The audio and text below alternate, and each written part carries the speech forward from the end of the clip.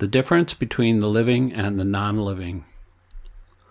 Srila Prabhupada points to a dead tree with his cane. Srila Prabhupada, formerly, leaves and twigs were growing from this tree. Now there are not. How would the scientists explain this? Karandar, they would say the tree's chemical composition has changed.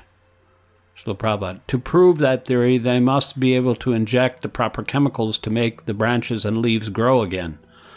The scientific method includes observation, hypothesis, and then demonstration. Then it is perfect.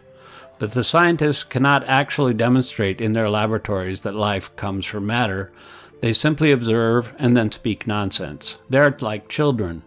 In our childhood, we observed a gramophone box and thought that within the box was a man singing, an electric man. We thought there must have been an electric man or some kind of ghost in it. Laughter. Dr. Singh.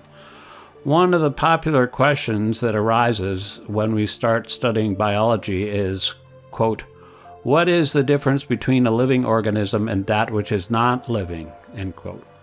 The textbooks say that the chief characteristic that distinguishes the two are that a living being can move and reproduce, whereas dead matter can do neither. But the books never talk about the nature of the soul or about the consciousness of the living entity. Srila Prabhupada. But consciousness is the primary indication that life is present. Only because of consciousness can the living being move and reproduce. Because a person is conscious, he thinks of marrying and begetting children. And the original consciousness is described in the Vedas. Tad Aikshaka Bahusham, Chandogya Upanishad 623. This means that God, the original conscious being, said, quote, I shall become many, end quote.